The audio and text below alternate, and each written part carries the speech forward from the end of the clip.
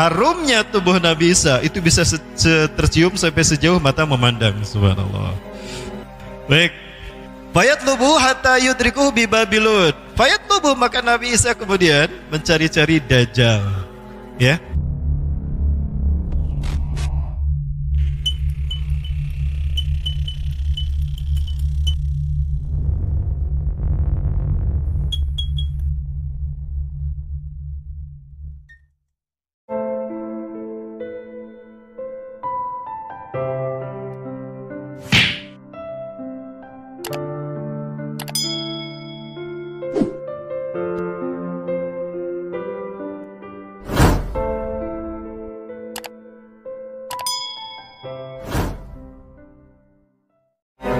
Di dalam Al-Quran surat Ali Imran diantaranya ayat 185 Allah SWT menyatakan bahwa siapapun yang bernyawa pasti mati.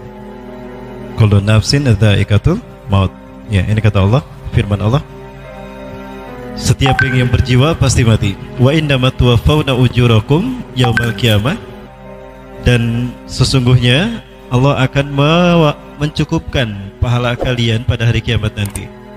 Faman zuhziha 'anil nari, barang siapa yang Allah selamatkan dari api neraka, wa udkhilal jannata, dan Allah masukkan dia ke dalam surga, faqad faz, maka sungguh beruntunglah dia. Wa mal hayatud dunya illa mata'ul ghurur, dan tidaklah nilai kehidupan dunia itu melainkan seperti kesenangan yang menipu. Ayat ini mengingatkan kita bahwa siapapun yang bernyawa pasti mati, tidak terkecuali Dajjal. Kenapa Dajjal mati? Karena Dajjal makhluk. Dajjal ciptaan Allah, dia bukan Tuhan. Pada akhirnya manusia nanti akan tahu kalau Dajjal ini bukan Tuhan, dia manusia biasa seperti kita. Yaitu ketika Allah Subhanahu wa taala pertemukan dia dengan Nabi Isa alaihissalam. Kapan Allah pertemukan Nabi Isa dengan Dajjal? Ini ada satu kitab yang saya coba foto kamera, dan di sini ada satu hadis riwayat Imam At-Tirmidzi di mana Rasulullah SAW menyebutkan bahwa Nabi Isa bin Maryam akan membunuh Dajjal di Babilud, ya, di pintu Lud. Lud itu nama satu tempat yang sekarang dikuasai Israel.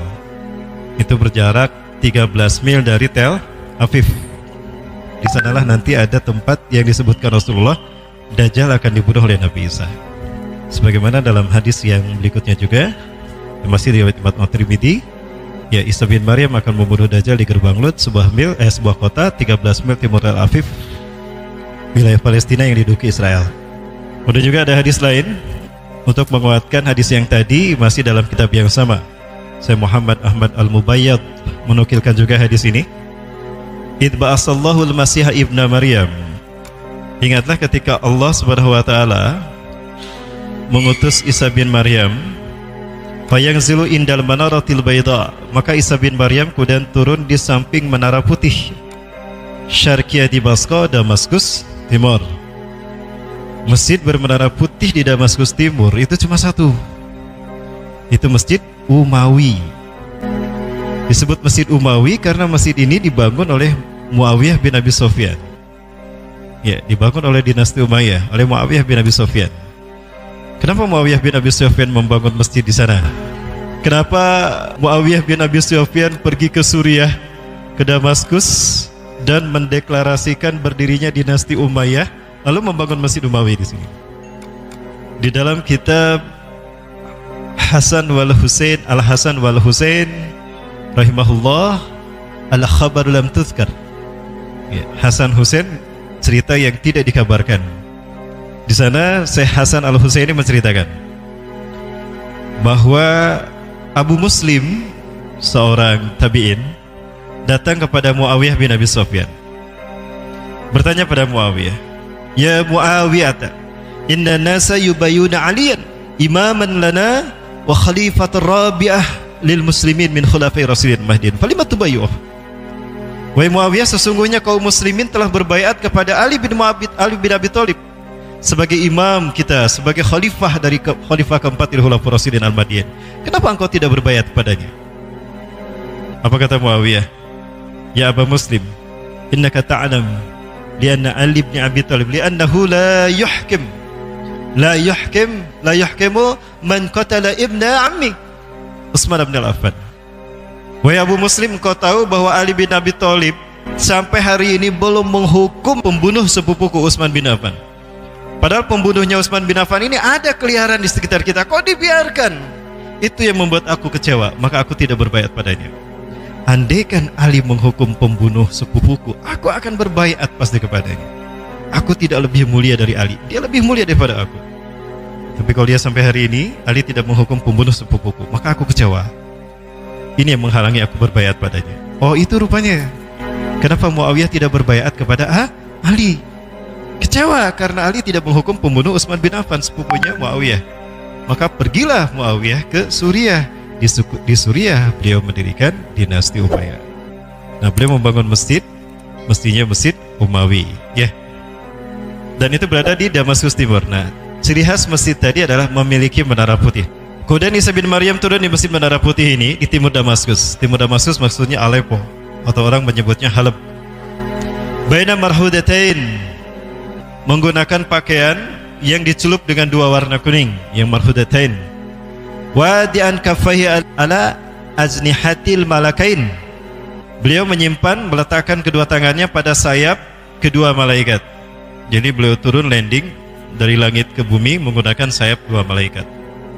Kemudian idza tata'a rasah qatara, apabila beliau menundukkan kepalanya akan berjatuhan sesuatu air mirip air, ya, sesuatu mirip air. Artinya ada kemungkinan beliau telah bersuci, telah berwudu dan bersuci di langit sana di Matul A'la.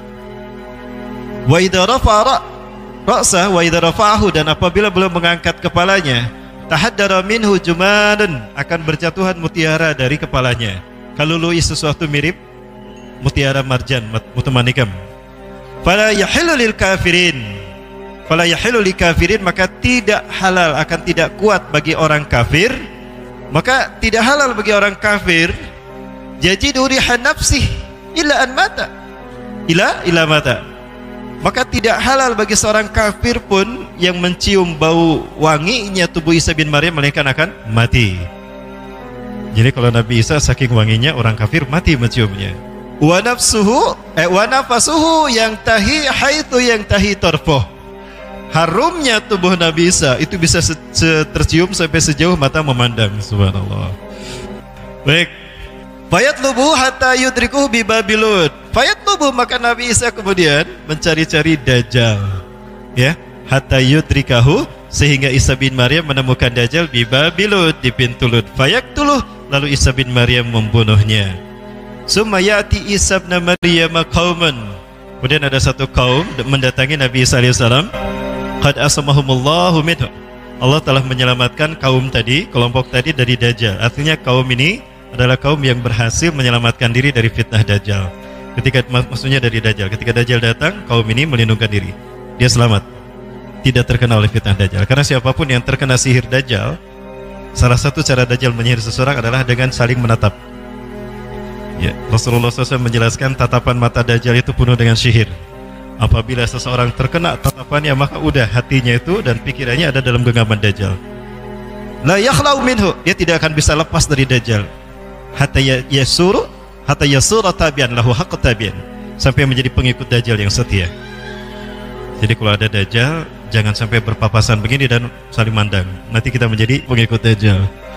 Baik, kemudian fayamsahu an wujuhihim, maka Isa bin Maryam mengusap wajah mereka, membersihkan wajah mereka. Wa yuhadditsuhum bidarajatihim fil jannah, dan Nabi Isa bin Maryam menceritakan derajat mereka di surga. Ya, mereka yang Nabi Isa temukan tadi, atau kaum yang datang pada Nabi Isa mengusap wajahnya. Anta min ahlil jannah, inna makanaka fil jannah, makanaka fil jannah, anta min ahlil jannah. Diusap satu-satu. Subhanallah. Itulah kaum yang Rasulullah sebutkan, kaum yang Allah berikan kemenangan kepada mereka dan mereka sudah pasti masuk surga. Pertanyaannya, apakah kita yang diusap wajahnya nanti? Amin, mudah-mudahan. Berarti saat itu kita telah mulai peperangan demi peperangan yang besar luar biasa. Kita telah memenangkan perang, dua perang, Armageddon dan Malhamatul